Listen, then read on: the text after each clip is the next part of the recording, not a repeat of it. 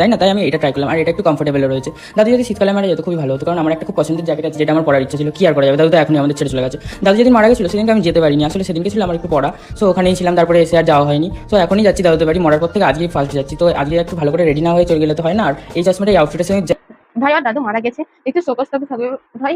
কেউ মারা গেলে মানে নিজের দাদু মারা গেলে একটু দুঃখজনক থাকে।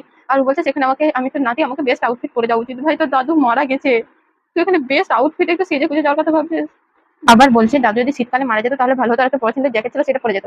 মানে ভাই তোর দাদুর বিয়ে না, বিয়ে না, তোর দাদু মারা গেছে, তাই তুই তার শ্রাদ্ধে যাচ্ছিস, ভেবে একটু কথা বল। মানে পছন্দের জ্যাকেট ছিল সেটাও পরে যাবে, আর দাদু শীতকালে মারা গেলে ভালো হতো। ভাই তুই কি ভাবছিস বুঝতে পারছিস তো? মানে বিশ্বাস কর, তোর দাদু যদি বেঁচে থাকতো তো তোকে আসতে মানা করতো, উপর থেকে ভাবতে তুই ছেড়ে দে ভাই, যাস না, তুই যাস না আমার শ্রাদ্ধে। আমার শ্রাদ্ধের আর কিছু থাকলো না তোর এই কথা শুনে। এমনিতেই ছোটবেলায় নাতি দাদু থেকে অনেক জ্বালায়, দাদুরা সহ্য করে, কিন্তু তুই তো মরে যাওয়ার পরেও থাকতিস না ভাই তোর দাদুকে।